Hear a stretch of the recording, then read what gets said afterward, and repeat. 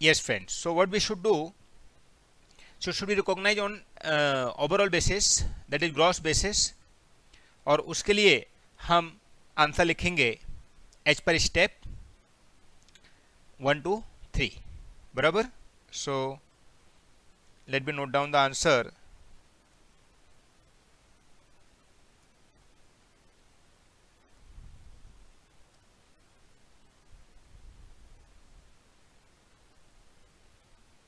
Answer to question number 1. उन्होंने कुछ illustration ऐसा मेंशन किया नहीं है, ठीक है. ओके, क्या लिखेंगे? एच पर इंडेस 18 revenue saying that we should recognize revenue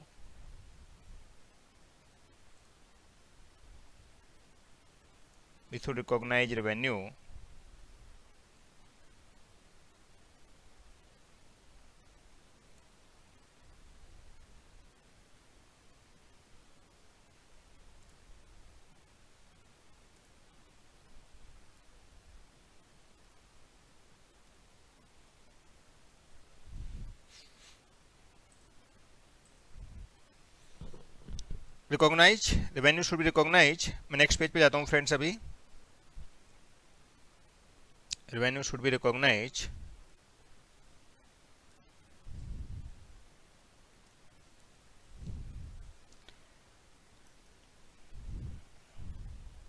once risk and reward are transferred. Risk and reward are transferred and reasonable measurement can be reliably estimate, but revenue should be recognized on gross basis, not on net. बराबर. So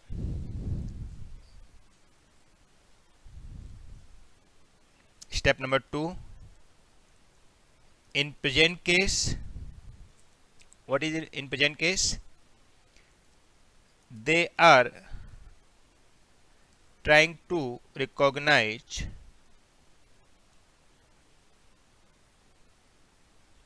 what they are doing. They are doing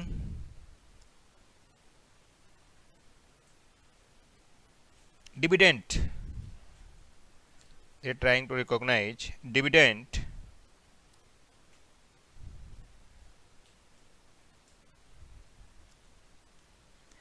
on net of taxes, that is after TDS, which is not allowed. अब क्या लिखेंगे? Conclusion. Therefore we should recognize revenue on net basis, on gross basis, that is what? Net plus TDS, that is gross. We should recognize. Perfect. इसके लिए इसको हम क्या बोलेंगे friends? Gross basis पर ही इसको रिकॉग्नाइज करना चाहिए. Okay, perfect. सो ऐसे हमको तीनों स्टेप में आंसर लिखना है. Clear friends? पहला क्या लिखा हमने? About the इंडेस. इंडेस 18 क्या बोलता है, उसका रूल क्या है, वो सब बातें लिखी. फिर स्टेप 2 क्या लिखा? अबाउट द प्रेजेंट क्वेश्चन, कि ऐसा ऐसा डिस्कशन उसने किया है. और स्टेप 3 में क्या लिखा? कंक्लूजन. तो कंक्लूजन में क्या बोला? हम लोगों को फॉलो करना चाहिए कि ग्रॉस बेसिस पे दिखाना चाहिए. और चूंकि डिविडेंड हम मानेंगे रिस्क रिवर्ट तो ऐसे कुछ है नहीं, तो वो ट्रांसफर हो चुकी है, सर्विसेज के लिए है, या यूटिलाइजिंग ऑफ रिसोर्सेज करके है तो उसमें अक्रूवल हो चुका है, तो उस बेस पर हम उसको रिकॉग्नाइज अभी कर लेंगे. Okay fine. Now let's do next question. बहुत सारे क्वेश्चन है फ्रेंड्स, हमको सारे करने हैं. Yes, next illustration. A company is engage in generating a supply of power to electricity board. H per power supply agreement, it recover from the electricity board the income tax related to the power generating activity for supply of power in addition to the normal traffic. Means हमको जो income tax भरना है वो भी हम सामने वाले बंदे से चार्ज करने वाले हैं. तो फ्रेंड्स ये क्या है? It's a part of revenue और हमारा टैक्स वो भर रहा है. तो फ्रेंड्स हम जो भी सामने वाले से लेंगे, चाहे हम टैक्स के लिए लें, किसी के लिए लें, it's a part of revenue. Let's see what they had did. In presently adjusted the recovery of income tax from its income tax provision made in the statement of profit and loss. Is the treatment correct? Means what they are trying to do? Income tax from the income tax provision. They are adjusted with the income tax provision. Friends, it's not allowed. ये income हमको क्या दिखाना चाहिए? Separate revenue दिखाना चाहिए. वो revenue का form कुछ भी हो सकता है, हम कुछ भी बोल के मांगे उससे पैसा, लेकिन पैसा लिया मतलब वो रेवेन्यू है. बराबर. सो इसके लिए हम लोगों को क्या करना चाहिए? हम लोगों को रेवेन्यू रिकॉग्नाइज करना चाहिए, पूरा अमाउंट, ना कि ये वाली amount. Okay perfect. Next friends. Okay, illustration 1 अभी आया है. तो फ्रेंड्स पहले जो दिए थे वो एडिशनल इलस्ट्रेशन थे. यहाँ you can say additional illustration. Perfect. Okay, so let start with next. Indian. Yes. So a TV manufacturing sell TV to its dealer at a list price of 10,000 per TV. तो list price जो है वो कितनी है friends? 10,000 की है. ठीक है.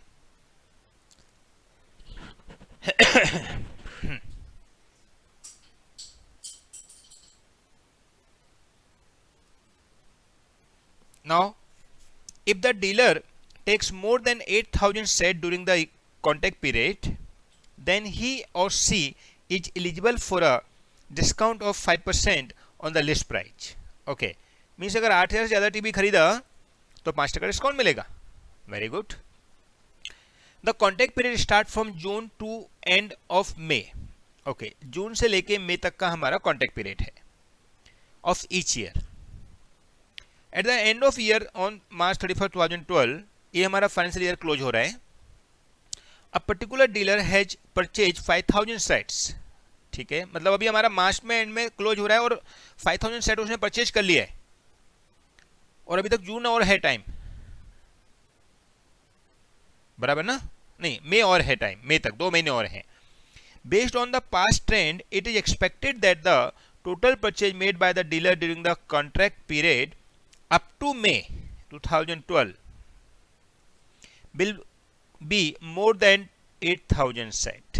ये लो बोलता है कि नॉर्मली उसका पास्ट एक्सपीरियंस है कि वो 8,000 से ज्यादा सेट बेच देता है हर साल.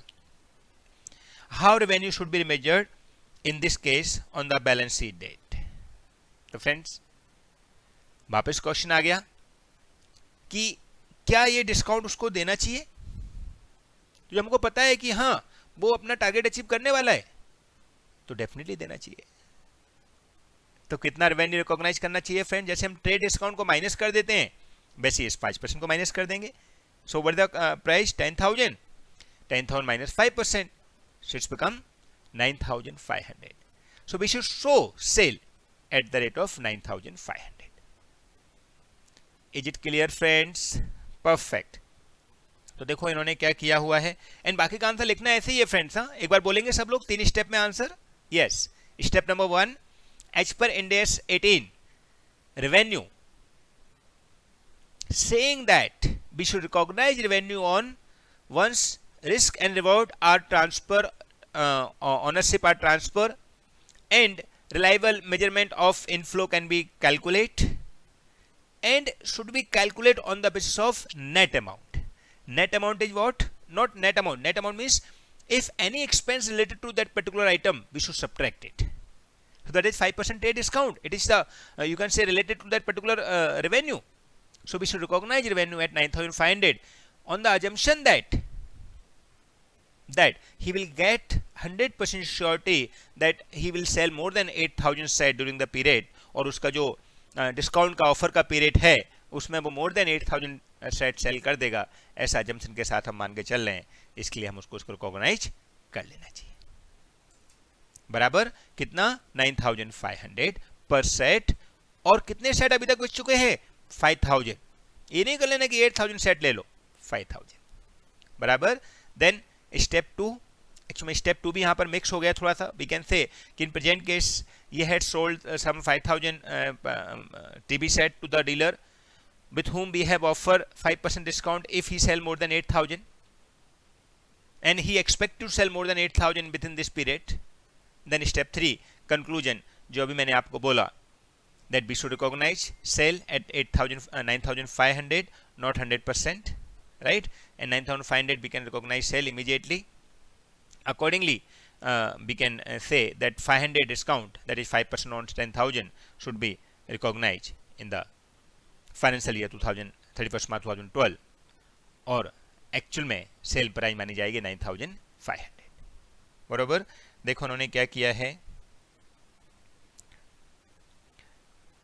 Paragraph 10 of India's 18 prescribe that the amount of revenue arising on transaction is usually determined by agreement between the entity and the buyer or user of the assets. It is measured at the fair value of the consideration received or receivable, taking into account of the amount of any trade discount and volume related allowed by the entity. तो friends हमेशा याद रखना, एक और revenue में fair value base follow किया जाता है. तो भले 10,000 का है बट एक्चुअली में 9,000 प्राइस हो गई, 9,500. In according with the above, the amount of revenue will be determined on the basis of term the agreement between the manufacturer and the dealer. In the stand case, based on the past trend that other available evidence, it is probable that 5% discount will have to be allowed. Therefore, the amount revenue should be adjusted for the probable discount that may have to be allowed. As the economic benefit to the extent may not follow to the entity, therefore, revenue should be adjusted for probable discount on sale made till 31st March 2012.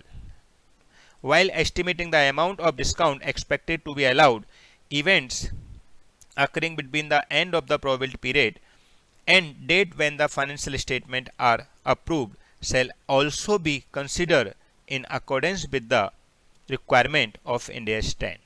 Events after reporting period. Okay friends, तो वो बोलते हैं 5% discount हमको allow कर देना चाहिए. Let's do next.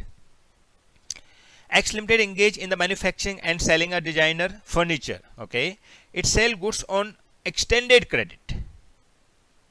मतलब हमको क्रेडिट बेस पे मिल सकता है, जैसे हम लेते हैं ना गाड़ियाँ भाड़े पे, लोन पे और फाइनेंस करवा के लेते हैं, ऐसे इसका भी कुछ ऑप्शन है शायद. X Limited sold furniture for 40 lakh to the customer. The payment against which was receivable after 12 months with interest at the rate of 3% per annum. Interest खाली 3% चार्ज कर रहे हैं. ओके, तो इंटरेस्ट रेट को आप underline कर लीजिए friends, 3% पर एनम है खाली. The market interest rate on the date of transaction was 8%. ये लो, एक्चुअल इंटरेस्ट रेट कितनी चल रही है 8%. माने कम इंटरेस्ट रेट पे दे दिया.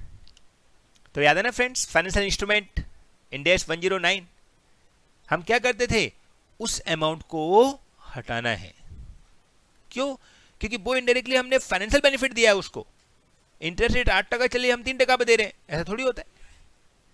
तो इंडिया 18 बोलता है we should recognise it separate. Okay, how will X limited recognise revenue for the above transaction. तो कैसे रिकॉग्नाइज करना है फ्रेंड्स, एकदम simple.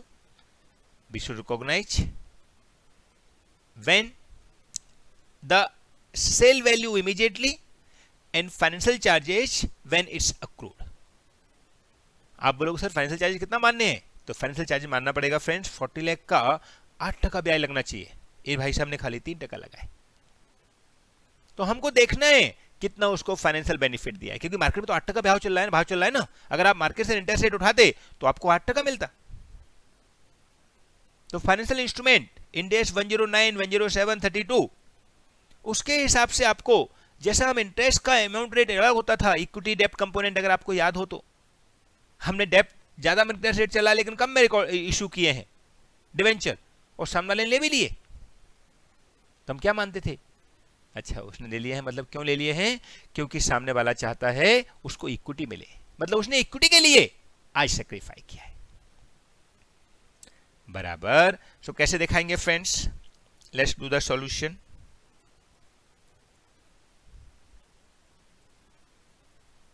So answer to question number 3 है ना फ्रेंड्स, नो 2।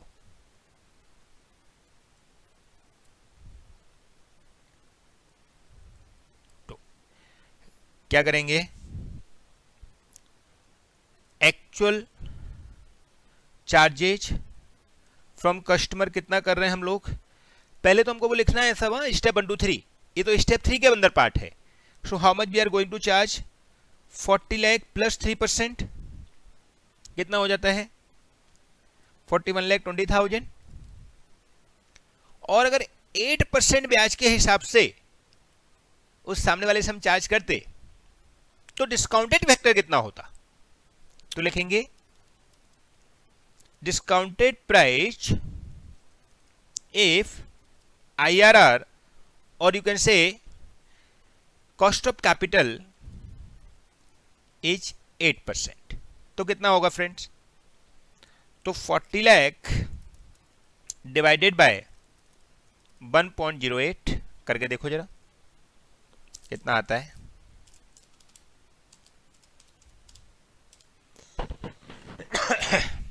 तो ये अमाउंट हो जाती है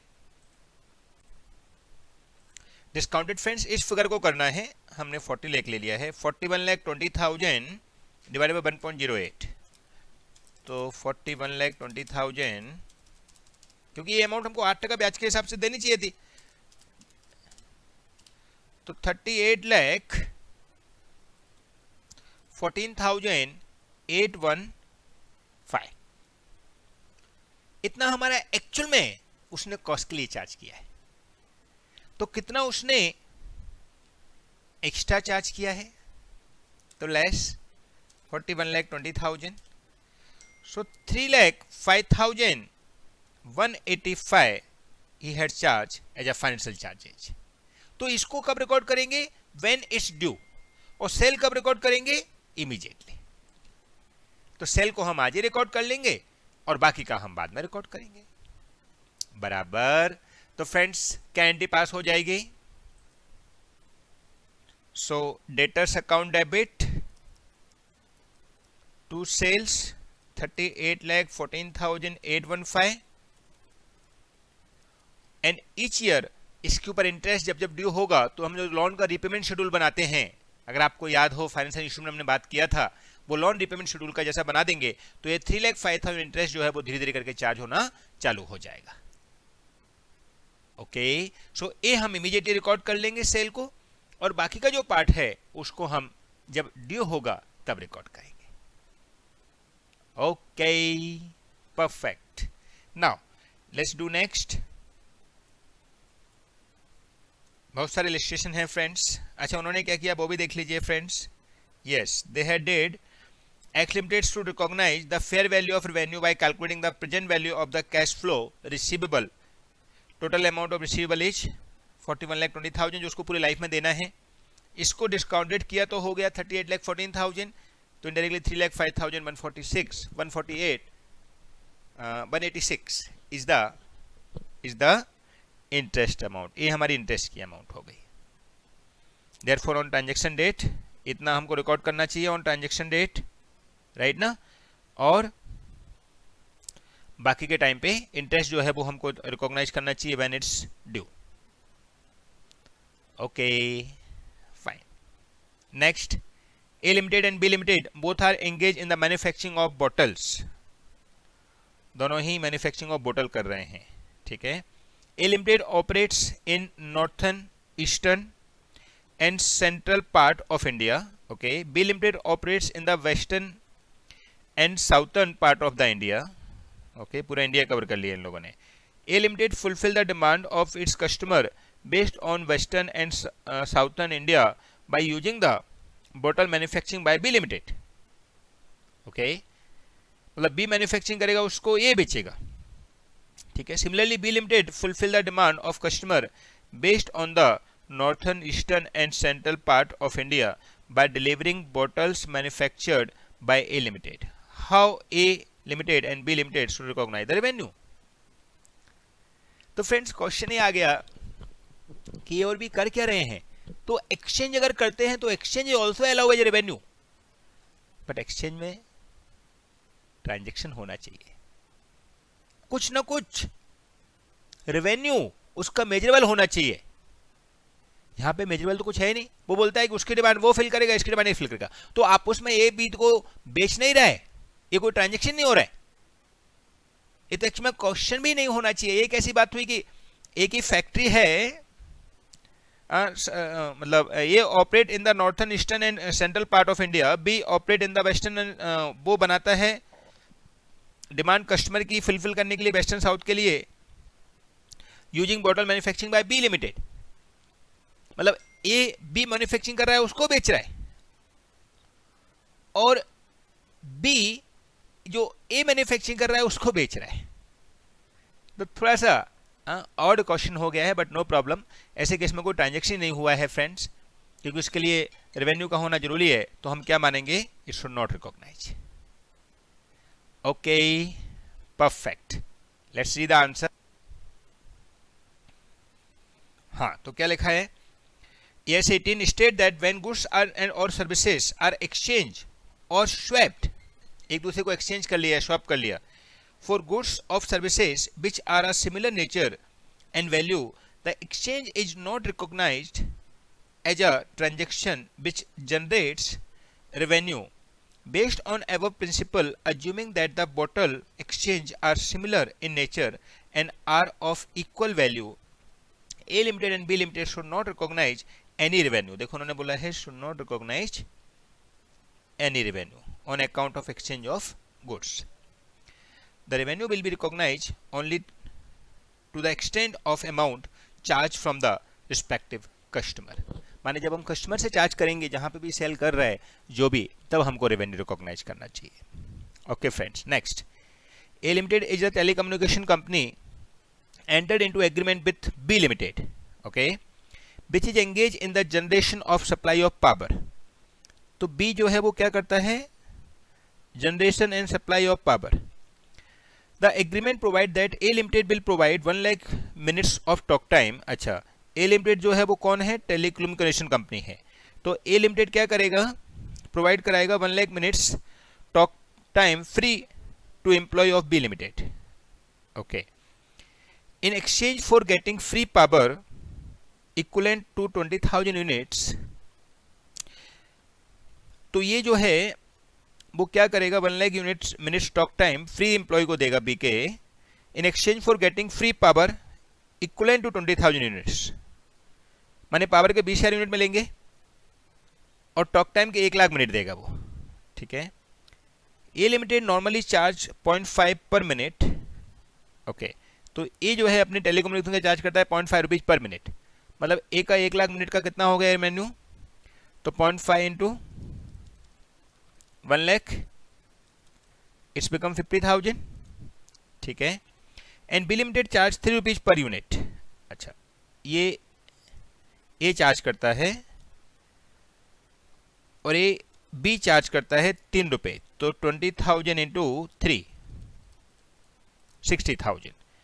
how to measure revenue in this case, okay. तो नाउ फ्रेंड्स क्या करना है, ए का 50,000 रुपये, बी का 60,000 रुपये, तो ए की 50,000 की चीज है जो वो बी को दे रहा है 60,000 के बदले, तो इसका मतलब क्या हो गया कि ए के लिए सेल कितनी हो गई, 60,000 की, बराबर कि नहीं। और बी के लिए सेल कितनी हो गई 50,000 की, क्योंकि सेल का मतलब होता है ना उसके बदले मिला क्या। तो ए को मिल रहा है अपने टेलीकॉम 50,000 की यूनिट दे रहा है, भले उसके बदले 60 मिल रहे हैं, तो डायरेक्टली ए के लिए सेल तो 60,000 की हो गई, बराबर कि नहीं। और बी के लिए सेल 50,000 की हो। यस, सो नाउ फ्रेंड्स, ये सेल जो है वो बी के लिए कितना हो गया 50,000 का, क्योंकि बी को जो उसके बदले मिला है उसका वैल्यू खाली 50,000 का है, right. So let's see the what they had mention. Paragraph 12 of the Ind AS 18 inter alia provide that the when goods are sold or services are rendered in exchange of for dissimilar goods or services, the exchange is regarded as a transaction which generates revenue. In such case, the revenue is measured at fair value of the goods or services received, adjusted by the amount of any cash or cash equivalent transferred. When the fair value of the goods or services received cannot be measured reliably, the revenue is measured at the fair value of the goods or services given up, adjusted by the amount of any cash or cash equivalent transaction transferred. On the basis of the above, revenue will be recognized in the books of A limited. देखो friend ध्यान से देखना, at fair value of power units received, A को power value unit receive हुई है, power unit कितनी की value है उसकी 20,000 इंटू 3, ये देखो जो हमने अभी भी कैलकुलेट किया है 60,000 रुपीज,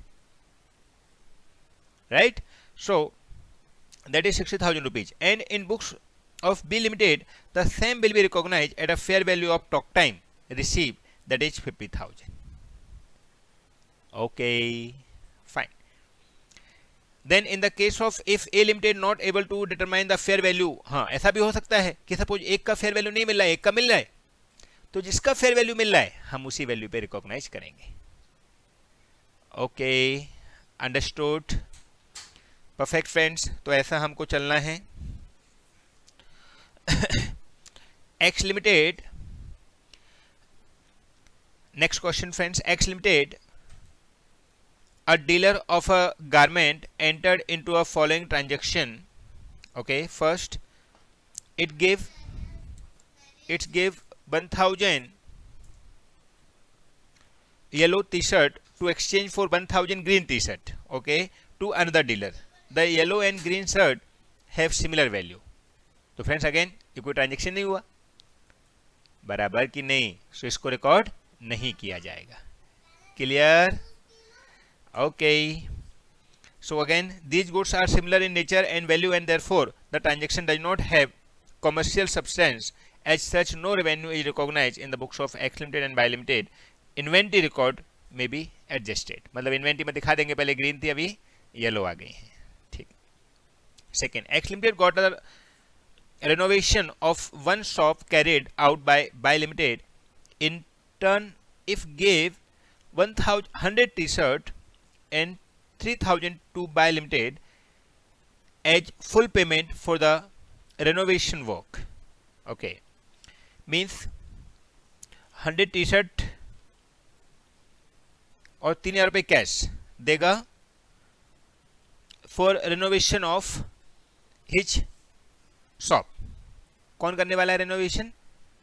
वो करने वाला है बाय, ठीक है, in full payment of renovation work. Y Limited would normally charge 15,000 for the work done. X Limited usually sell the t-shirt at 120 each. तो अभी क्या करना है, अभी क्या करना है हमको दिखाना है 15,000 का रेवेन्यू हो रहा है किसके लिए? बाय के लिए, क्योंकि बाय सेल कर रहा है अपनी सर्विस 15,000 के लिए, और बाय एक्स से ले रहा है 12,000 एज अ टी शर्ट और 3,000 एज कैश। तो अब दोनों के यहाँ पे एंट्री पास हो सकती है। सबसे पहले उसके एंट्री पास करते हैं, किसके यहाँ पे? एक्स के यहाँ पे। तो एक्स क्या कर रहा है? अपने टी शर्ट को सेल कर रहा है, राइट। तो आप बोल सकते हो कि उसने एक्स के लिए 3,000 रुपीज कैश दिया, तो to sale 12,000 and to cash 3,000, किसको दिया? बाय को दिया, सो बाय लिमिटेड। आप चाहो तो ये बाय लिमिटेड को हमने डेटर्स बना दिया, अब डेटर्स को खत्म कर देंगे। कैसे खत्म करेंगे? तो बाय से हमने सर्विस ले ली, तो क्या लिख देंगे? सर्विसेज टेकन, और you can say repair of shop to what? To bye limited. उसको कैश नहीं देना पड़ा, हमने कैश दे दिया 3,000, तो ऐसे रिकॉग्नाइज हो जाएगा बराबर। अब बाय के यहां क्या होगा? तो बाय अपनी सर्विस दे रहा है, तो बाय को सर्विस के बदले क्या मिल रहा है? तो कैश अकाउंट डेबिट, फिर टी-शर्ट मिल रहा है तो T shirt account debit to service given to the X, और या फिर पहले एक्स लिख देगा और फिर एक्स को डेबिट करके सर्विस गिवन टू एक्स करके खत्म कर देगा। समझ आया? क्योंकि दोनों के लिए रेवेन्यू होना चाहिए। रेवेन्यू कितना दिखाना है दोनों के लिए? 15,000 रुपए का एक के बाय के लिए दिखाना है और 12,000 का एक्स के लिए दिखाना है, राइट? देखो उन्होंने क्या किया है। Actually receive service in exchange of goods, these are dissimilar in nature. देखो डिसिमिलर इन नेचर मतलब फ्रेंड्स, आपका अगर सेम नेचर का हो गया तो आपका ट्रांजेक्शन कुछ हुआ ही नहीं है ना, तो डिसिमिलर नेचर होना जरूरी है। In such case the revenue is measured at fair value basis of the goods and services received adjusted by the amount of any cash or cash equivalent transaction। ठीक है, the fair value of service received rupees 15,000, that is the amount that Buy Limited normally charge for the same work, and also Buy Limited has transaction cash 3,000 to Buy Limited, so X Limited will be recognized revenue from sale of goods t-shirt, that is 12,000 rupees। उन्होंने anti पास नहीं किया, उन्होंने खाली ऐसे ही mention कर दिया है। Perfect. अच्छा फ्रेंड्स, एक स्टूडेंट क्वेश्चन पूछा है कि ये वाले क्वेश्चन में हम लोगों को अगर अमाउंट में डिफरेंस आता है क्वेश्चन नंबर 4 में, तो ये अमाउंट का 10,000 रुपये का दोनों को आपस में ट्रांजेक्शन करना पड़ेगा क्या? तो फ्रेंड्स अगर एक यहाँ सेल 60,000 का करेगा, वो अपने यहाँ 50,000 का करेगा, तो डेफिनेटली वो 10,000 रुपये अपने अकाउंट में देखेंगे एक दूसरे के यहाँ पे, तो वो एडजस्ट करेंगे बाद में, वो उनका देखेंगे अपन। अगर उन्होंने बोला होता कि इसकी एक की फेयर वैल्यू नहीं पता है, तो फिर अपन दोस्त भाई दूसरे का फेयर वैल्यू वही फेयर वैल्यू इसका होगा जो पहले वाले का है, लेकिन दोनों का फेयर वैल्यू पता है तो दोनों अपने अपने यहाँ सेल रिकॉर्ड करेंगे, और जितना डिफरेंस होगा वो बाद में डेफिनेटली उनको देना चाहिए। Okay perfect. Next, X Private Limited is a dealer of water purifier. Okay, it sell each purifier for 10,000 and promise to service it twice in a year. ठीक है, the value of each service is 500 which is included in the sale price. Okay, मतलब 10,000 के अंदर वो 500 include हैं जो उसको service देनी है. Okay, how the above sale transaction will deal by X Private Limited. बराबर. तो इसका मतलब क्या हुआ, हम लोगों को क्या करना पड़ेगा, इस सेल को दो हिस्से करने पड़ेंगे. ये 10,000 जो हैं वो दो पार्ट में जाएंगे. एक सेल जिसमें 500 का सर्विस देना है जो बाद में देना है, ट्वाइस इन अ ईयर, बरोबर ना. और कितनी बार देना है, एक साल में 2 बार, 500 रुपए ईच लगने वाले हैं. तो सर्विस का हो गया 1,000 रुपया और सेल बच गया, फिर बचा हुआ 9,000. बराबर. तो हम क्या करेंगे, 9,000 को सेल इमीडिएटली दिखा देंगे और जो 1,000 उसको डिफर्ड बना देंगे ईच. तो वो इन्होंने किया हुआ है फ्रेंड्स.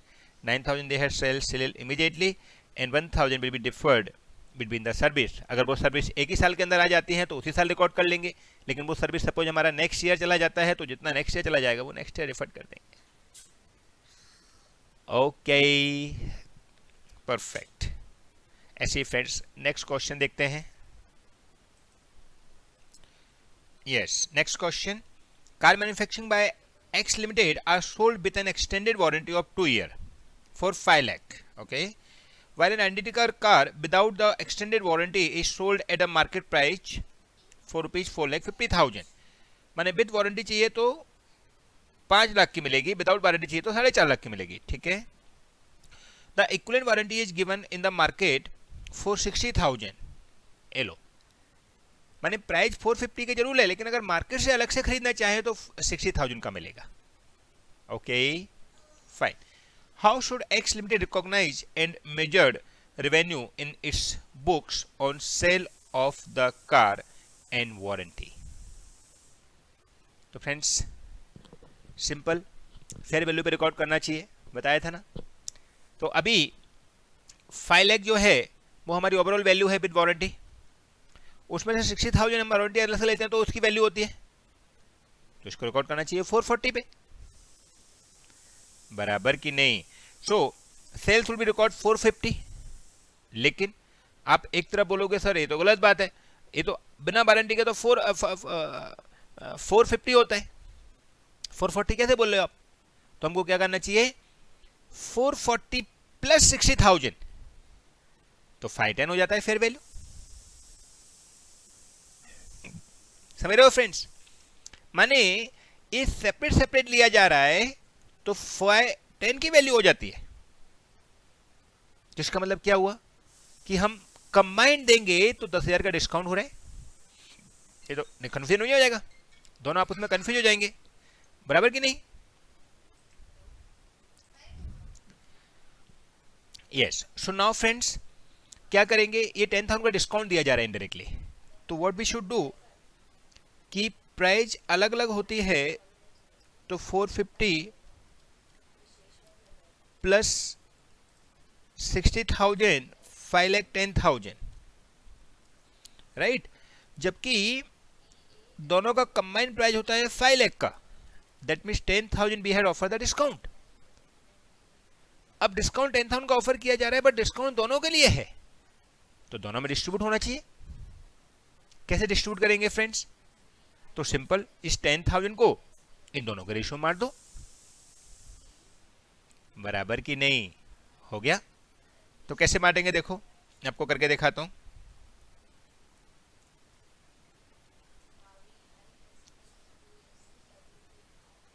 ओवरऑल 10,000 है, ये हमारा सेल्स वैल्यू है विदाउट वारंटी 450, ये हमारी वारंटी वैल्यू है 60,000 की। सो 10,000 इंटू 4,50,000 अपॉन दोनों का टोटल, ये रेशियो हो गया 5,10,000, और ऐसे ये हो गया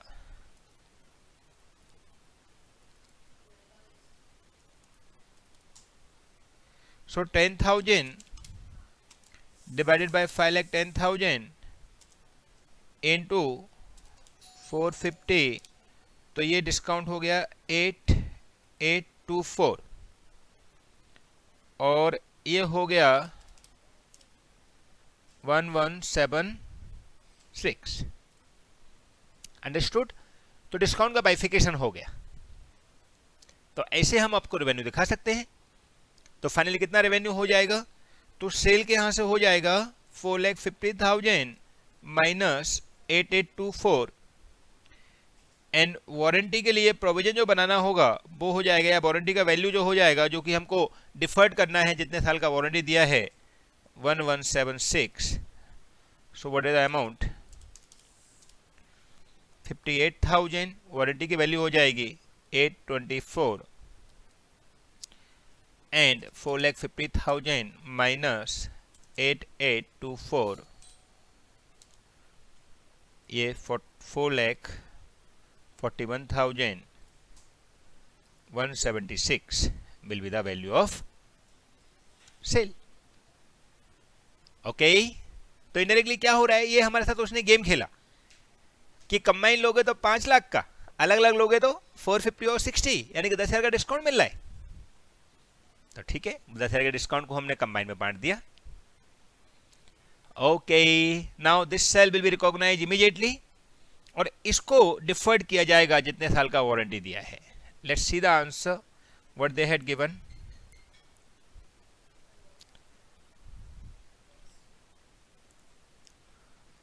सो what the amount, yes 8,824 the discount, so then revenue हो जाएगा सेल का 441, propose discount on warranty 1,176, warranty का सेल वैल्यू हो जाएगा 58,000। Revenue respect of sale car should be recognise immediately. ये देखो सेल ऑफ कार के लिए रिकॉग्नाइज इमीडिएट करने चाहिए, revenue from warranty should be recognise over a period of warranty period. ठीक है, परफेक्ट। आगे देखते हैं friends. X Electrical Limited has sold 3 machines to a public utility from Buy Limited for 50 lakhs each during the financial year 2011-12. Okay, the contract includes delivery and installation of machines. The customer will accept the machine only after the final inspection of machines after installation. ठीक है, means friends 3 machine उसने बेची हैं, लेकिन customer उसको जब final installation हो जाएगा, एक्सेप्ट हो जाएगा, तब जाके सेल मानेगा, माने तब जाके पक्का मानेगा कि मैंने ले लिया। ठीक है, the customer has accepted delivery of 2 machine till March 31, 2012। ठीक है, how should the electricity limited recognise the transaction. तो अभी उसने कस्टमर ने टिल 31 मार्च 12 खाली 2 ही मशीन को अभी तक अपने पोजीशन में लिया है, तो ऑब्वियस 2 का ही सेल मानना चाहिए, सारा सेल कैसे मान सकते हैं? बराबर की नहीं फ्रेंड्स? याद है ना, मैंने स्टार्टिंग में आपको बताया था we have to apply the common sense, और वो कॉमन सेंस के हिसाब से चलते जाओ, ऑटोमेटिक आपको आंसर मिलते जाएंगे। एंड प्लस जो बेसिक पार्ट है जैसे कि आपको मिलना चाहिए, वो चीज़ का कंफर्मेशन आ गया कि नहीं आया, आपको लगा कि हाँ बराबर है, सेल्स रिकॉर्ड कर सकते हैं, तो ही उसको रिकॉर्ड करना चाहिए। ओके फाइन, सो नाउ आगे देखते हैं क्या बोला है। हाँ, for 3 machine what they had saying, machine which are sold to bye limited installation is a significant part of the contract, and for 1 machine installation has not yet been completed by the entity till March 31, 2012. So X Electrical Limited should recognize revenue for 2 machine only, the installation and delivery of which has been accepted by the Buy Limited. Okay, fine. Next friends, understood now friends? We are just trying to solve all questions so that you can 100% clear our concept. Okay, आगे बढ़ते हैं। X Limited engage in the business of exporting various product. Okay, export करता है ये।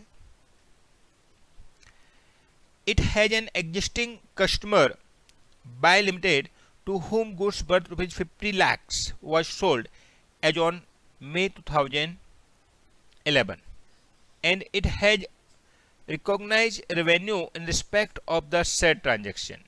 ठीक है, however in March 2011, okay, X Limited learned that Buy Limited has filed for bankruptcy under the overseas legal provision. May 1 को sold किया है और मार्च 11 को he had filed. Actually friends ये मे नहीं होना चाहिए, मे मार्च से पहले वाली डेट होनी चाहिए, क्योंकि वो सेल होने के बाद बैंकरप्सी के लिए फाइल करेगा। पहले से बैंकरप्ट हो चुका है तो हम काय को सेल करेंगे उसको। ठीक है, thereby the collection of the amount has ceased to be probable, नहीं मिलने वाला है ऐसा लगता है। X Limited reversed the revenue of 50 lakh that it had booked earlier. तो earlier date होना चाहिए friends, a date should be some different. Advise X Limited whether the accounting treatment made by this correct. तो friends first of all तो ये earlier date बना देंगे। ये मान लेते हैं मार्च से पहले का कौन सा डेट होएगा, तो ये मार्च 11 है, मई 11 है, तो इसको मार्च 12 बना दो या तो ये मार्च 12 मतलब नेक्स्ट ईयर पहुंच जाएंगे अपन, लेकिन उसी साल के अंदर रहेंगे। फाइन, तो अब वो डेट पहले की है ये पक्का हो गया, हम देखते हैं अभी डेट कौन सी है। लेकिन अभी हमको क्या सोचना है कि क्या रेवेन्यू को रिवर्स करना है। फ्रेंड्स पैसा नहीं मिलने वाला है तो बैड डेट्स बनाओ ना, डिस्काउंट दिखाओ, बैड डेट्स दिखाओ, बट सेल को वापस करने का कोई लॉजिक नहीं होता है। हमने पहले सेल किया था उसको रिवर्स कर देते हैं। No friends, we should not reverse the sale. हम खाली क्या कर सकते हैं, डिस्काउंट दिखा सकते हैं, बैड डेट्स दिखा सकते हैं, बैड डेट्स का प्रोविजन बना सकते हैं। सीखा था ना हमने Ind AS 37, तो accordingly we can make the provision, but we should not reverse the sale. देखते हैं, when an uncertainty arise about the collection of the amount already included in revenue the uncollectible amount or the amount in respect of which recovery has created to be probable is recognized as an expense rather than as an adjustment of the amount of revenue originally recognized. So X Limited should record the uncollected amount of 50 lakh, entire amount वो चाहता है H an expense. It should not be reverse the revenue of 50 lakh that has already been recognized. reverse नहीं करना चाहिए, तो इसने बोला है it should not be reverse. Okay friends, perfect. आगे बढ़ते हैं. ये सब सिचुएशन वगैरह हैं जो हमने डिस्कस कर लिए फ्रेंड्स पहले ही. A publisher of scientific journal published and dispatched journal on oceanography on monthly basis to various library and research institution. Okay, the publisher received then subscription in advance for 3 year. Advance 3 year का मिल गया उसको subscription करने के लिए for a period of July 11 to June 13. ठीक है, amounting 18 lakh. Okay, 100 copy, 18 lakh पूरा मिलकर कॉन्ट्रैक्ट है और 100 copy of ₹500 each for every month. Okay, तो हर महीने का 100 कॉपी बनाएगा वो. क्लियर?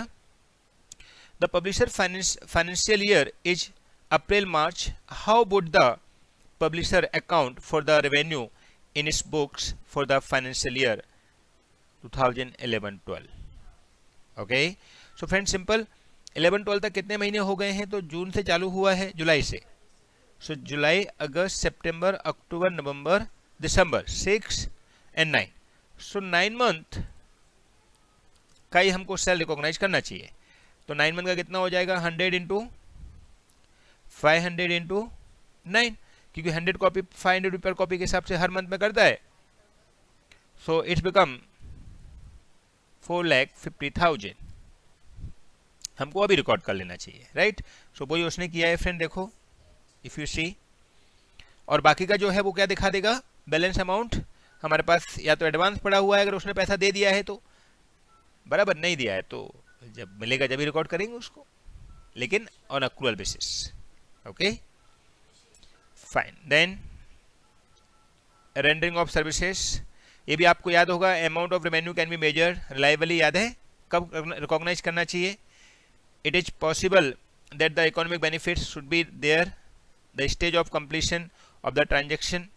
परसेंटेज बेस पे करना चाहिए, कंप्लीशन परसेंटेज बेस, याद है ना. And the cost incurred of the transaction and cost to B complete the transaction can be measured reliably. ठीक है. Then friends, illustration number 11. X Computer Training Institute Private Limited is an business of training of computer course. Okay, the duration of different course is 3, 6, 12 and 24 month. अच्छा, माने हम 3 type का देते हैं, 3 month, 6 month, 12 month and 24 month. Sorry, 4 type का हम offer देते हैं. The training fees of course are payable either in installment और इन लमसम बेसिस. ठीक है.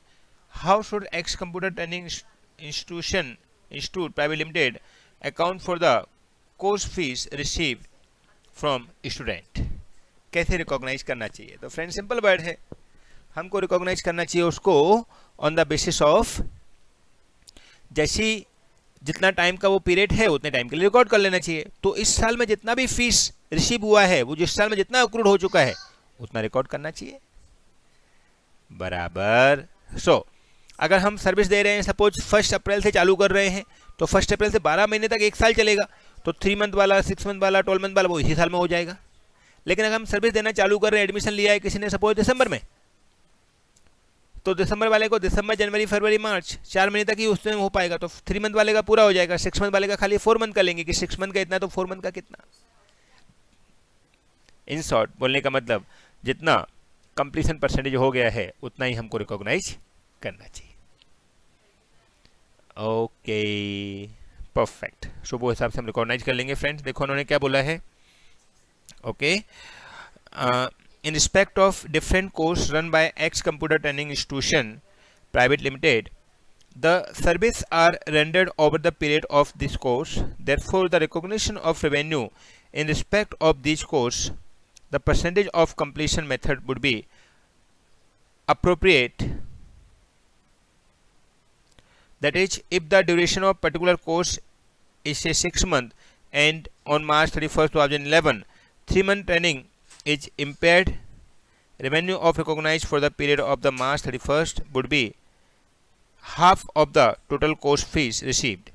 The balance half will be course fees should be treated as a course fees received in advance and recognized as revenue in the next year. बोलने का मतलब friends, आपका जितना time period हो चुका है उसके हिसाब से आप अक्रूवल बेस पे रिकॉग्नाइज कर सकते हो. ठीक है. Next, X Limited is engaged in a selling electric product, and in addition to this, it also provides maintenance service.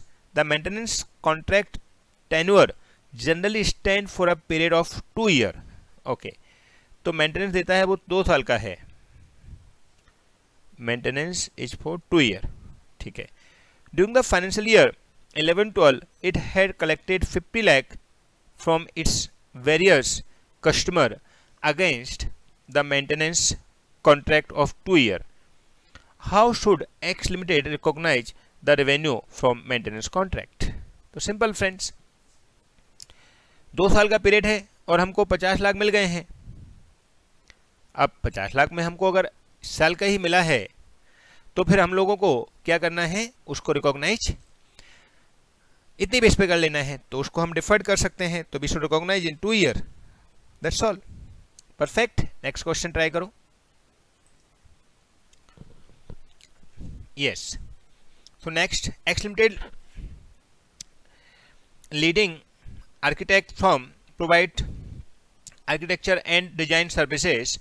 It has currently undertake an interior designer work for Y Limited, a new office building. Okay, fees are charged on timely basis, but will not be payable unless the design work is completed fully. ये देखो, will not payable unless design work is complete fully. मतलब पूरा जब तक complete नहीं हो जाएगा जब तक हमको नहीं मिलने वाला है. ठीक है. X Limited normally bill its fees monthly. When should X Limited recognize revenue? तो फिर एकदम सिंपल बात है. आप जब तक बोल रहे हो डिजाइन कंप्लीट नहीं हो जाएगा जब तक हम उसको रिकॉर्ड कर ही नहीं सकते. मतलब एक कंप्लीशन सर्विस मेथड है. तो इसके लिए इसको हम रिकॉग्नाइज अभी नहीं करेंगे, जब कंप्लीट हो जाएगा तभी रिकॉर्ड करेंगे. फाइन. तो they had mention, yes, design work is completely fully, revenue is not receivable, and if this does not occur, no economic benefit will be follow to the entity. Okay, पूरा read कर लेते हैं. The significant act is the design work being completed fully. Until that point, no revenue should be recognized by X Limited. ये clear बोल दिया starting में. Even though it may be have provided services, this is because until the design work is completed fully, revenue is not receivable. उसे clear बोल दिया है. Okay, fine. Next, XYZ Limited has undertaken a service contract for 10 crore. It has spent 50 lakhs till year end. Okay, contract लिया है 10 करोड़ का और spend हो गए हैं 50 lakhs till date. Okay, till the year end. At the close of the year, due to arising cost of input, okay, input cost का बढ़ गया है. जो भी अपन उसमें बनाने में काम लगाते हैं उसका सब भाव बढ़ गया है. XYZ Limited is not able to estimate reliable whether profit will be earned on this project or not. उसको लगता है कि शायद नहीं कमा पाएंगे. Okay, suggest whether XYZ Limited should recognize revenue or not. Okay, what would be the treatment if due to some legal issue XYZ Limited decided to suspend the project for an uncertain period and assess that the cost incurred 50 lakh may not be recoverable. Okay, तो friend देखो दो case हो जाते हैं इसमें। पहला situation बताता है कि should recognise revenue.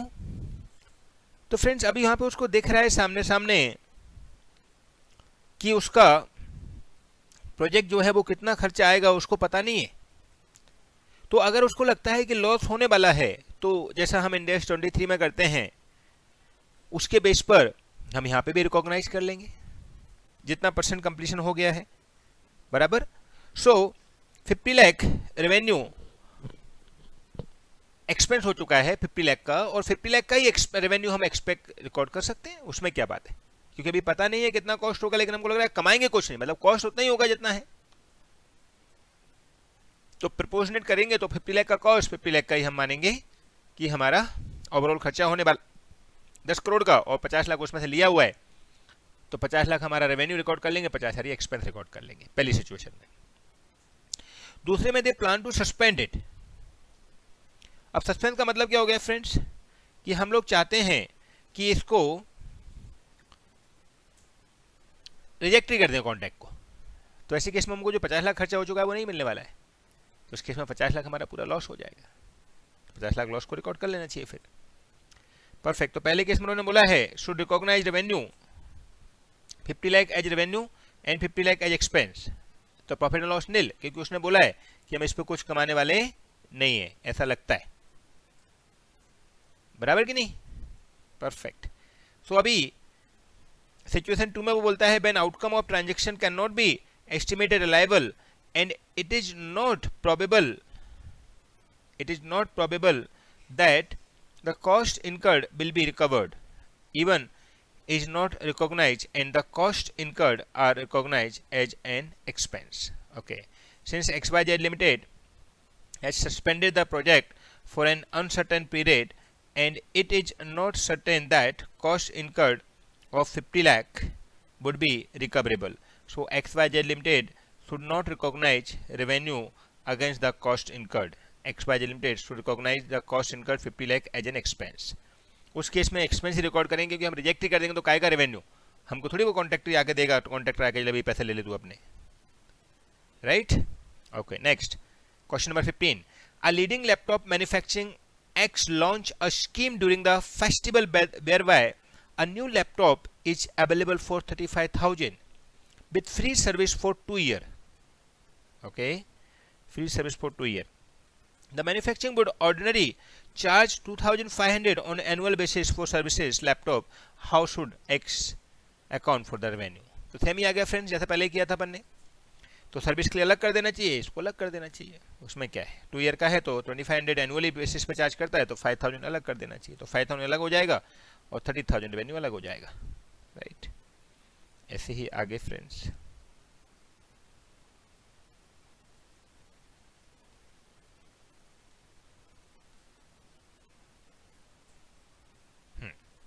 X limited grant a licence of to bye limited. तो एक्स ग्रांट कर रहा है लाइसेंस, तो मतलब एक्स कोई बड़ा आदमी है, to use of certain resources. The licence allow buy limited to use the resources of X limited for a period of 2 year.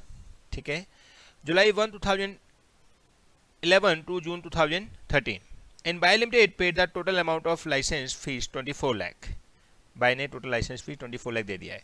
It is being that the first year, that is on 1st July 11, how should the X Limited account, X Limited मतलब बेचने वाला, license fees received during the financial year 2011-12।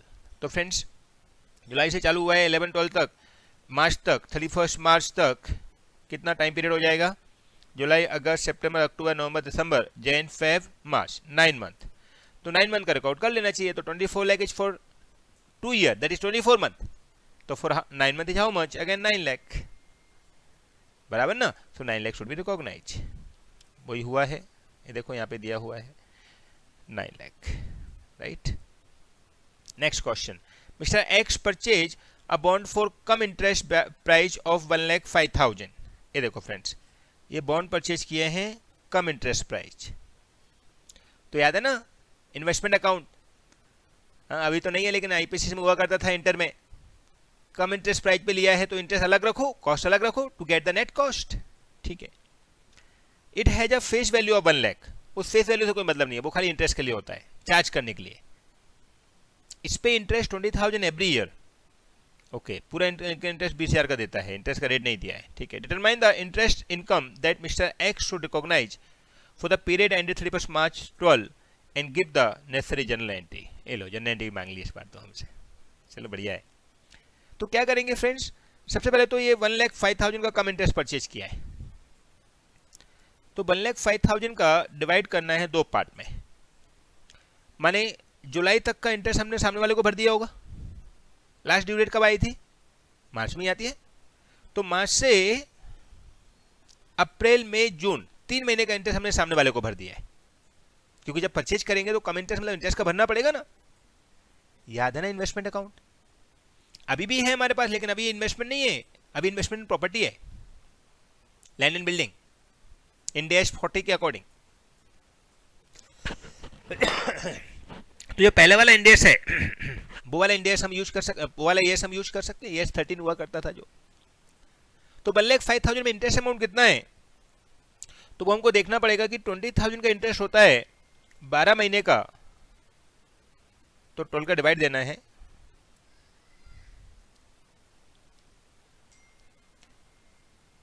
और into करना है 3 month का। तो वो interest हमारा माना पड़ेगा कि हमने इंटरेस्ट इसके लिए दिया होगा, दैट इज बिकम 5,000, बराबर ना। और कॉस्ट बन जाएगी 1 लाख। Cost to home? To buyer, and it is selling price to the seller, ठीक है। मिस्टर एक्स परचेज किया है उसने, अब एक्स इंटरेस्ट जो कमाएगा वो जब से ये आगे का इंटरेस्ट कमाएगा, जब से ले लिया, तो कब लिया उसने? इस डेट को लिया, 1 जुलाई को। तो 1 जुलाई से लेके 31 मार्च नेक्स्ट ईयर तक का इंटरेस्ट उसकी इनकम होगी। तो 5,000 तो हो गया जो उसने पहले वाले इनकम ने कमाया उसके लिए दे दिया। पूरा बल्कि इंटरेस्ट कितने का है? 20,000 का, बराबर कि नहीं? देखो पूरे साल भर का इंटरेस्ट 20,000 का होता है, तो 20,000 का इंटरेस्ट में से 5,000 तो हमने एडवांस भर दिया, वो हमारी कॉस्ट में से कम हो जाएगा, क्योंकि वो सामने वाले ने कमाया था, हमने नहीं कमाया था। हम तो 1 जुलाई से कमाना चालू करेंगे, क्योंकि उससे पहले तो किसी और के पास थे ना वो, बराबर। तो हमारी इनकम कितनी हो जाएगी friends? Then income become for 9 month that is 15,000। Okay, so in short 15,000 is income of interest and 5,000 is the cost we should subtract from the investment। तो ये इन्वेस्टमेंट की कॉस्ट 1 लाख हो जाएगी और इंटरेस्ट हमारा 15,000 कमा लिया अपन ने ड्यूरिंग द पीरियड। ये देखो ऐसा कुछ उन्होंने दिया है। Total interest that mister X will receive on March 31, 2012, ये देखो 12 नेक्स्ट ईयर, 20,000।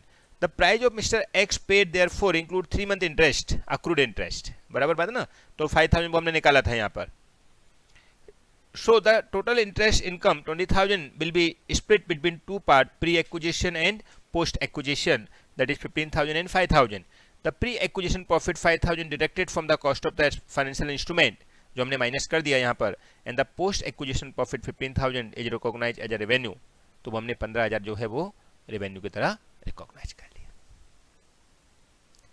Okay fine. अच्छा, जनरल एंट्री मांगी उसने, तो जनरल एंट्री क्या दिखा देंगे हम लोग, बताइए? इन्वेस्टमेंट हो जाएगा। So we can also use this journal entry, otherwise हम यहाँ पे लिख सकते हैं, क्या लिखेंगे? Investment account debit, interest account debit to bank. Investment ₹1,00,000 का, इंटरेस्ट 5,000 का भरा, टोटल मिलकर 1,05,000 भरा, बराबर। अब हमको इंटरेस्ट मिलेगा, so bank account debit to interest 20,000 का मिलेगा। अब इंटरेस्ट नेट पीएल में कितना जाएगा? तो 5,000 तो हम दे चुके हैं पहले वाले के लिए, तो वो हमारा खर्चा हो गया था, और 20,000 हमको मिल गया, तो 5,000 वो मिल गया, रिम्बर्स हो गया इनडायरेक्टली, तो नेट पीएल में चला जाएगा। तो हम लिखेंगे interest account debit to profit and loss 15,000। 20,000 में से 5,000 हमारा ऑलरेडी कैपिटलाइज हो चुका है, that is we had subtract from the cost, because वो कम इंटरेस्ट प्राइस था। अगर एक्स इंटरेस्ट प्राइस हो तो भी इंटरेस्ट के लिए भरने ही पड़ते, लेकिन वो इंटरेस्ट एक्स्ट्रा भरना पड़ता, तो 1,05,000 में ऐड हो जाता अगर एक्स इंटरेस्ट प्राइस होता तो। इन फ्रेंड जो फेस वैल्यू दिया है it is only for calculation of interest, उसका कोई कनेक्शन नहीं, तो आप समझो ये 1 लाख रुपए फेस वैल्यू का आ गया। No, okay fine, let's do on the next.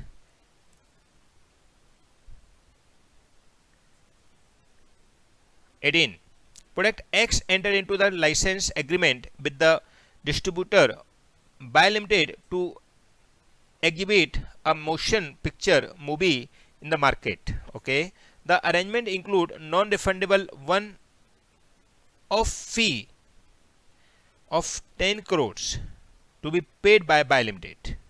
Okay, the licensor producer has no control over the distributor, and the licensor has no share in the box office collection. At what point of time producer X should recognize revenue? बताइए friends, कब recognise कर लेना चाहिए? Okay friends, तो what point we should recognise friends? So जैसे ही ये जो ग्रांटेड लाइसेंस जो है, जब तक उसका कंडीशन जो है वो फिलफिल हो जाती हैं, जैसे हम उसको रिकॉग्नाइज कर सकते हैं, बराबर है कि नहीं?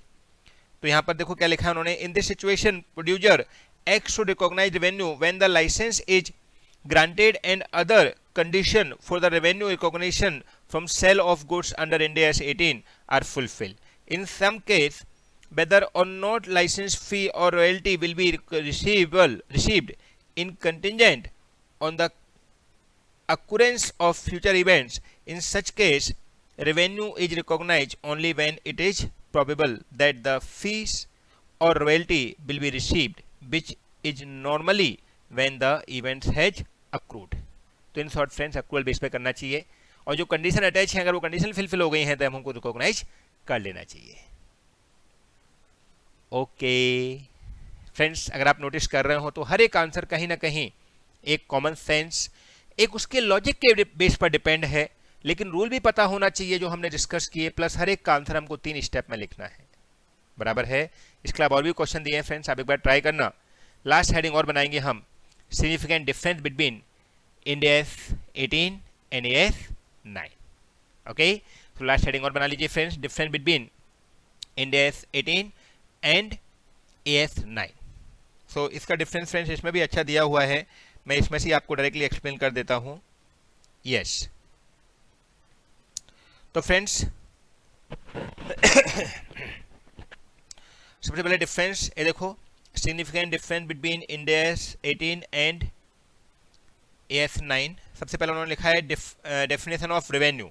तो फ्रेंड्स, रेवेन्यू में all economic benefit is cover under Ind AS। So Ind AS 1 जो है, Ind AS 18 जो है वो ब्रॉड कॉन्सेप्ट रखता है रेवेन्यू का, जबकि यहाँ पर रेवेन्यू स्पेसिफिक कवर होना चाहिए कि ये पर्टिकुलर आइटम से रेवेन्यू मिलना चाहिए, बट ऑल इकोनॉमिक बेनिफिट ये है नॉट कवर, राइट? फिर मेजर ऑफ रेवेन्यू हम लोग फेयर वैल्यू बेसिस पे करते हैं, आपको याद होगा Ind AS में, और ये लोग किस बेस पे करते हैं? At charge made on customer basis, की कस्टमर भी कितना चार्ज किया है। लेकिन हम सोचते हैं, जैसे हमने बात किया था कि सामने वाले ने हमको एक्सचेंज करके दिया भले, लेकिन इनडायरेक्टली उसने जब वैल्यू ज़्यादा दे दी तो हमने उसको फेयर वैल्यू पे रिकॉर्ड रखा। 10,000 का डिस्काउंट भी दिया था, आपको याद है? एक 60,000 का अमाउंट था वारंटी के लिए और 4,50,000 था उस पर्टिकुलर मशीन के लिए, और ओवरऑल मिलाएंगे तो 5,10,000 हो जाता है, लेकिन कंबाइन लेंगे तो 5 लाख हो जाता है। इसका मतलब वो 10,000 का डिस्काउंट भी हमने मेजर करके डिवाइड किया था 2 पार्ट में। This what we follow the fair value system. तो हम लोग फेयर वैल्यू सिस्टम पढ़ते हैं और एक कस्टमर से जितना चार्ज करते हैं वो वाला सिस्टम फॉलो करते हैं। फिर better transaction, so for better transaction इसने बोला है कि उसके जैसा अगर कुछ नहीं है तो उसके जैसा हम ले सकते हैं, बराबर ना? और ऐसा जो है वो AS 9 में स्पेसिफिक नहीं था, बराबर ना? तो हम यहाँ बोल सकते हैं ये वाटर ट्रांजेक्शन, जानते हो आप क्या होते हैं वाटर ट्रांजेक्शन? लिखो, Ind AS 18 specifically deal with the exchange of goods and services. तो हम जो एक्सचेंज ऑफ गुड्स करते हैं ना, उसके लिए वाटर ट्रांजेक्शन बोलते हैं। तो ये वाटर ट्रांजेक्शन जो है वो Ind AS में कवर है, लेकिन AS 9 इसके बारे में कुछ नहीं बोलता है, ठीक है। तो हमने सीखा अगर सिमिलर गुड्स हो रहा है ट्रांजेक्शन तो हम उसको नहीं मानते हैं, क्योंकि उसमें कोई ट्रांजेक्शन हुआ ही नहीं है। जैसे कि ग्रीन टी शर्ट से येलो टी शर्ट ले ली थी, आपको याद हो तो। लेकिन अगर इन डिफरेंस ट्रांजेक्शन है, मतलब जो ट्रांजेक्शन जो एक्सचेंज हो रहा है वो सेम आइटम नहीं है, तो हमको ट्रांजेक्शन को रिकॉर्ड करना चाहिए, बराबर। और उसको भी फेयर वैल्यू पे जितना भी डिफरेंस रहेगा वो आप उसमें पे करेंगे, ठीक है। फिर recognition of separately identifiable component. तो फ्रेंड्स सेपरेटली आइडेंटिफाइबल कंपोनेंट के लिए इंड एस 18 में गाइडलाइंस दिया हुआ है, आप अगर देखो तो, जबकि एग्जिस्टिंग 9 में ऐसा कोई गाइडेंस नहीं दिया हुआ है। फिर रिकॉग्निशन ऑफ सेपरेट आइडेंटिफिकेशन, इससे वापस बोल दिया सेम का सेम पॉइंट फ्रेंड्स। फिर guidelines regarding revenue recognise in specific cases. तो स्पेसिफिक केसेस के लिए यहाँ पर गाइडलाइन दिया हुआ है, बराबर ना, लेकिन यहाँ पर ऐसा कोई गाइडलाइंस नहीं है। फिर डिफर्ड कंसिडरेशन, इंडिया में डिफर्ड कंसिडरेशन माना जा सकता है क्योंकि हम उसको प्रेजेंट वैल्यू पे कन्वर्ट करते हैं। याद है ना आपको, फ्यूचर वाला जो बेनिफिट देने वाले हैं तो उसको हम प्रेजेंट वैल्यू पे कन्वर्ट करके उसको रिकॉग्नाइज कर सकते हैं, बट यहाँ पर नॉर्मली डिस्काउंट नहीं दिया जाता है as per India, as per ES. फिर revenue recognition on sale of goods, तो including criteria for no continue managerially involvement and reliable measurement of cost. फिर does not include such criteria. ये जो है ना revenue from sale of goods, इसके उन्होंने specially criteria दे रहा है, including criteria for non continue managerial involvement and reliable measurement of cost. उसके लिए कितना खर्चा होने वाला है उसका भी क्राइटेरिया दिया हुआ है, जबकि ऐसा क्राइटेरिया यहाँ पर जो एस था उसमें नहीं दिया था पहले फ्रेंड्स। फिर recognition and measurement of dividend. तो फ्रेंड्स जो डिविडेंड है उसकी इनकम के लिए अगर रेगुलर डिविडेंड हो रहा है तो उसके लिए इंडेक्स 109 के हिसाब से कैलकुलेट की जाती है, जबकि अकाउंटिंग 9 में उसको ES 9 में मानते थे। यहाँ पे भी इंक्लूड होता है फ्रेंड्स, लेकिन वो कहीं ना कहीं रेफरेंस इंडेक्स 109 का दे दिया जाता है, फाइनेंशियल इंस्ट्रूमेंट का दे दिया जाता है। ऐसे मेजरमेंट ऑफ इंटरेस्ट इनकम, सो यहाँ पे लिखा है नॉट कवर इंडेक्स 18, लेकिन रेफरेंस 108 के 109 के नाम से हम यहाँ पे भी रिकॉग्नाइज कर लेते हैं, जबकि ES 9 में उसके लिए स्पेसिफिक था, बराबर। फिर interest income determine using effective interest rate method. अपन को याद हो तो हमने लोगों ने फाइनेंशियल इंस्ट्रूमेंट के साथ में जैसा डिस्कस किया था, इंटरेस्ट रेट 8% था, राइट, और 3% रेट हमने उससे चार्ज किया था, तो हमने एक्चुअल इंटरेस्ट रेट के बेस पे ही किया था, right. So this is the friends difference between Ind AS 18 and Ind AS 9, ES 9। ये फ्रेंड्स सारी की सारी चीज़ें कहीं ना कहीं एग्जाम में, क्योंकि आप लोगों ने ES 9 पहले से करके रखा है तो आपको बेसिक आइडिया है, उसके बेस पे थोड़ा सा आप इसका भी एक आइडिया ले सकते हो, बराबर। एंड लास्ट में फ्रेंड्स हम डिस्क्लोजर लिखते हैं, तो हमको वो सब डिस्क्लोज करना चाहिए कि रेवेन्यू रिकॉग्नाइज किया है, नहीं किया है तो उसके रीजन क्या है, और अगर कुछ ऐसा सिचुएशन है जिसकी वजह से मटेरियल इफेक्ट अराइज हो सकता है तो that also we need to disclose. Okay friends, so with that we had finished your IND-AS 18. Okay friends, perfect, very good, all the best.